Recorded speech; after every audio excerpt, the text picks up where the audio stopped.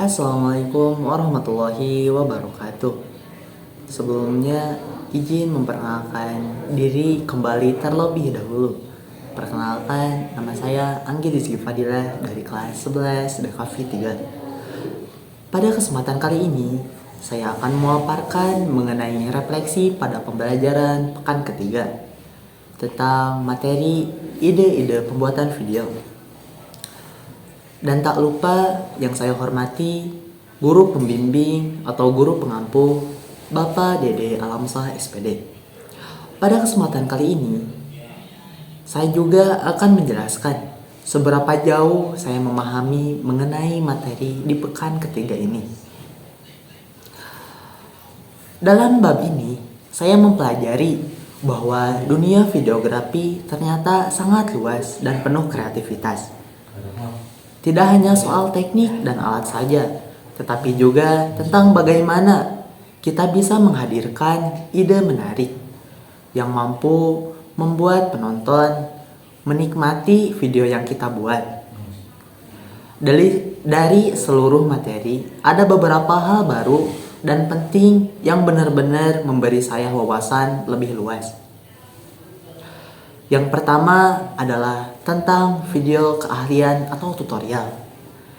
Saya baru benar-benar memahami bahwa membuat sebuah video tutorial tidak bisa asal rekam. Perlu persiapan seperti menyiapkan storyboard, memeriksa pencahayaan, memastikan alat peraga tertata dengan rapi, hingga menentukan jenis bidikan yang digunakan.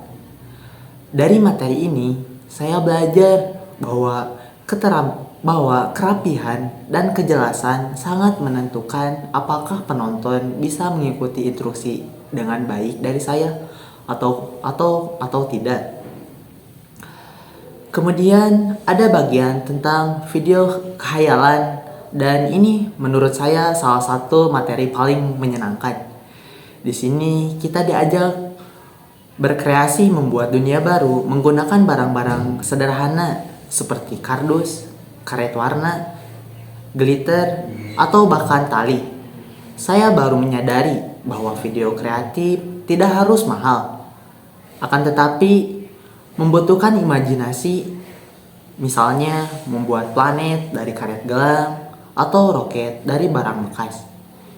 Ini membuka cara pandang saya bahwa batas kreativitas itu sebenarnya tidak ada. Selanjutnya adalah video perkiraan cuaca, sebuah konsep sederhana tetapi menarik. Saya belajar bahwa latar belakang interaktif seperti peta cuaca bisa dibuat sendiri dan di presenter harus bisa menunjukkan serta menjelaskan dengan jelas. Dari sini saya menyadari bahwa kemampuan berbicara dan gestur tubuh di depan kamera itu penting agar video terasa hidup. Materi berikutnya yang menurut saya cukup menantang adalah penggunaan green screen. Di bab ini dijelaskan bagaimana layar hijau bisa mengubah suasana video secara total. Saya juga belajar bahwa pencahayaan harus stabil, bayangan harus diminimalkan, dan objek tidak boleh memakai warna hijau supaya proses editing berjalan lancar.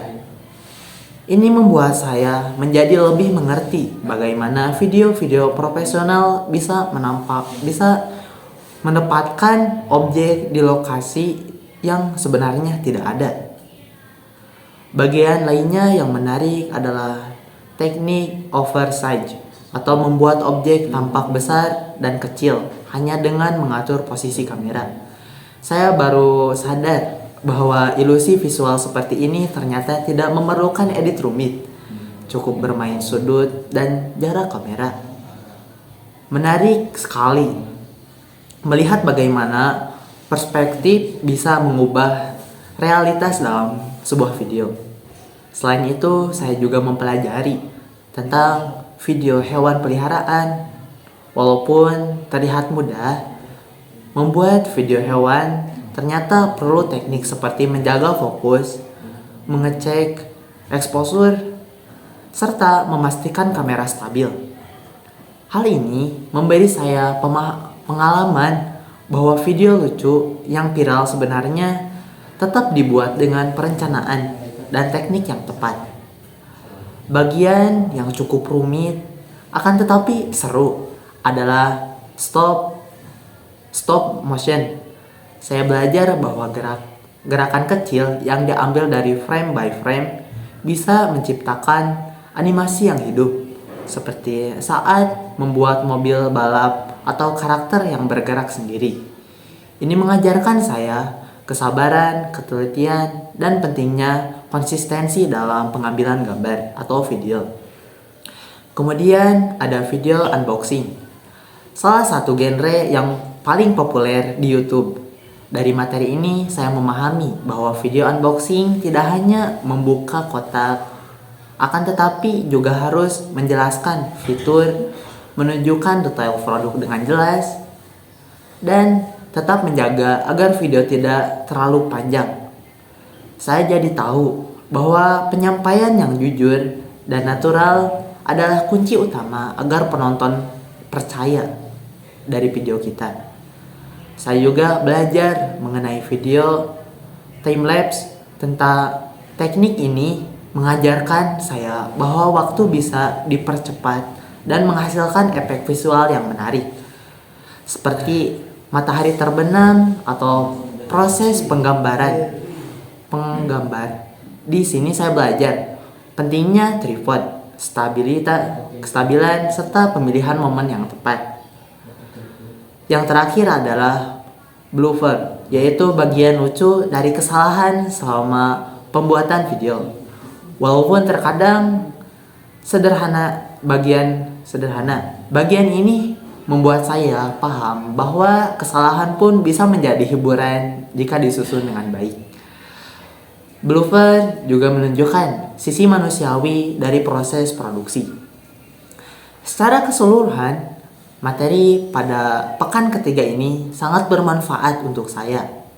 Selain menambah ide-ide kreatif, saya juga belajar pola pikir bahwa video yang baik bukan hanya soal alat yang canggih, akan tetapi kemampuan memanfaatkan hal yang sederhana menjadi sesuatu yang menarik.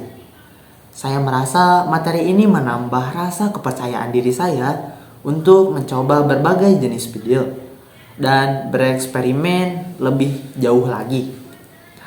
Sebagai bagian penutupnya, saya merasa pembelajaran ini sangat menyenangkan dan membuka wawasan saya sebagai pemula dalam dunia videografi.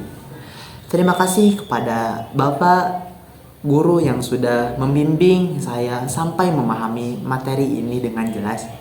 Semoga saya bisa terus berkembang dalam membuat konten yang lebih kreatif dan bermanfaat. Mungkin dicukupkan sekian. Terima kasih atas semua materi yang telah Bapak ajarkan kepada saya. Terima kasih yang amat besar saya ucapkan. Mungkin dicukupkan sekian untuk refleksi di pekan ketiga ini. Mohon maaf jika ada kata per kata atau perkataan yang salah yang saya sampaikan. Saya meminta maaf karena mungkin saya juga masih di dalam tahap pembelajaran. Dicukupkan sekian refleksi dari saya. Mohon maaf bila ada kesalahan. Wabillahi taufiq wal hidayah. Wassalamualaikum warahmatullahi wabarakatuh.